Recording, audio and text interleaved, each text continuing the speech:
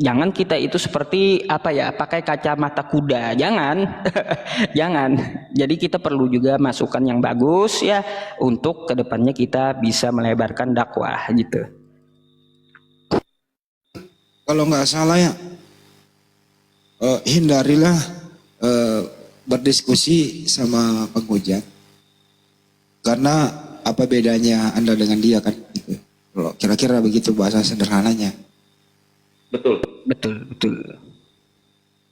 Tapi kalau Anda ada yang suka, ya netizen mendengarkan penghujat ya nikmati saja, tapi jangan mengeluh sama kita. Kan sederhana sih sebenarnya hidup ini gitu loh. Kalau saya alhamdulillah saya nggak pernah nonton channel-channel kayak gitu. Artinya saya nggak ada beban. Lebih baik diskusi bareng-bareng di sini di room muslim, aman kan?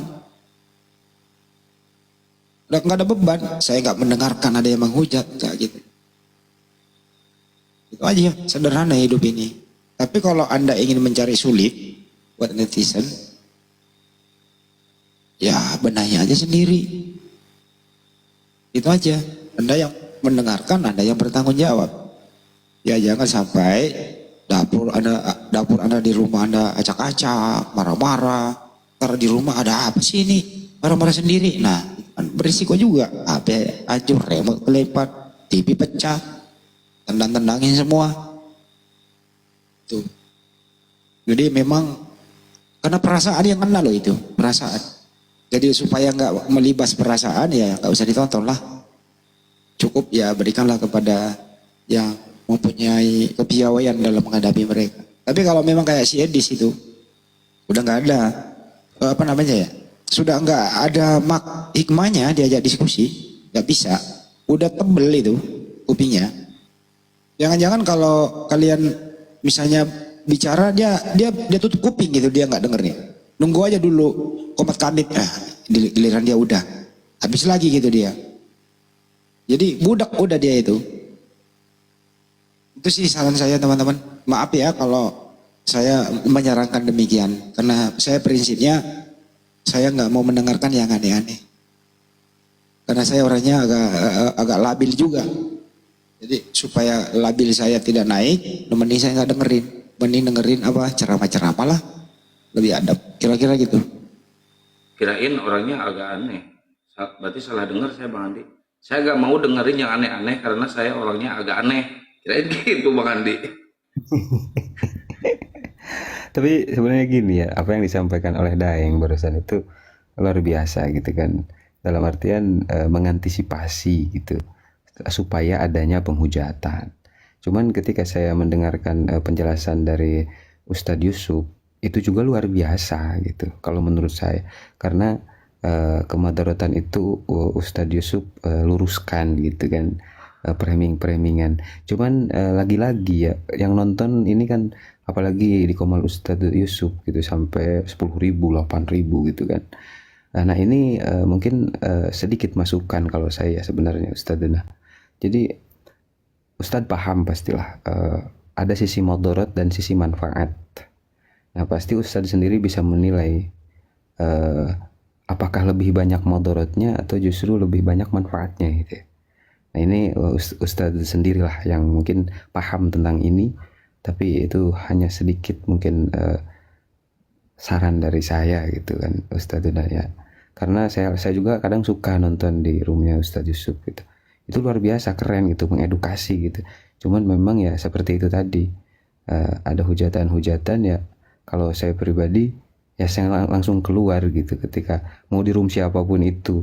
Dan kadang saya di Komal saya sendiri meskipun agak sepi oten, apalagi di akun saya yang baru ini gitu kan, ketika memang ada oten-oten penghujat, kalau tidak bawa data pasti langsung di kick gitu. Cuman kalau misalkan Pak Abu ya izin, di sini ya di sini tidak dilarang Ustadz Yusuf untuk live PK, nggak dilarang, malah untuk dilanjutkan. Tapi kayak si Edis kan sudah, si RK kan sudah. Orang-orang yang udah dikunjungi jangan dikunjungi Ya, lagi, maksud Bang Andi itu. Walau bukan sudah, kan masih banyak yang lebih bisa diedukasi. Yang awam-awam itu siapa tahu masih bisa diselamatkan kembali ke Islam. Kalau kayak itu apa gunanya? Udah tebal kupingnya nggak mungkin gitu loh. Hanya mancing saja supaya dapat draw kali gitu. Tujuannya kenapa saya begini? Ya melindungi ustadz kita dihujat. Sakit loh kuping Anda itu kalau ustadz kalian itu dihujat.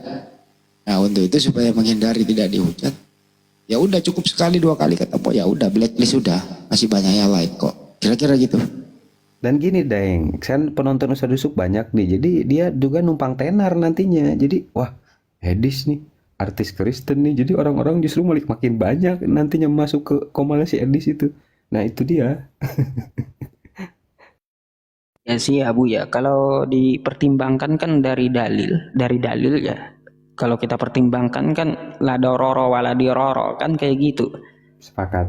Pasti kita menimbang yang mana lebih banyak mudorotnya kan kayak gitu.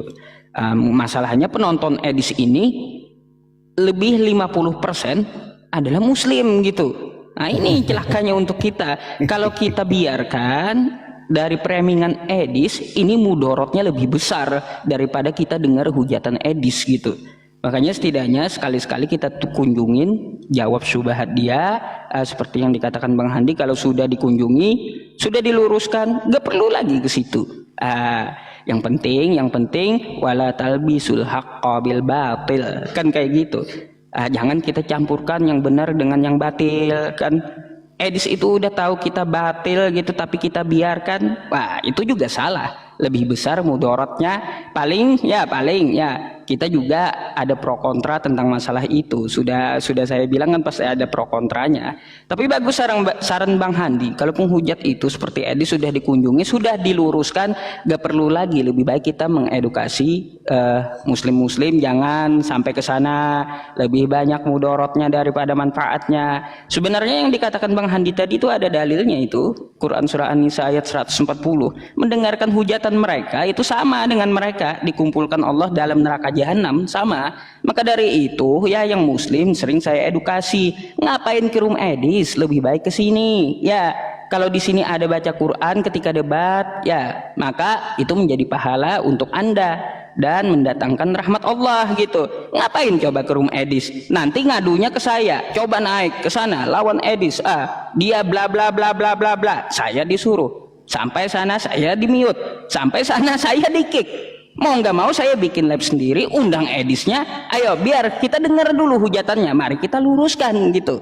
Setelah itu nggak perlu lagi berkali-kali. Biar dia yang menonton di tempat Edis itu juga, oh ternyata di Islam lengkap, ada dalilnya, orang ini hostnya ini pendusta, gitu jadinya. Maksud saya seperti itu, memang tujuan kita baik ya. Tidak semua orang Abu ya Bang Handi memandang bahwa perbuatan baik atau niat baik kita itu adalah benar di mata mereka. Enggak, itu pasti ada pro kontranya. Jadi seperti itu saya sadari gitu. Betul itu. Jadi gini loh teman-teman. Kalian ini kan kalau mencintai para ustadz, para ulama,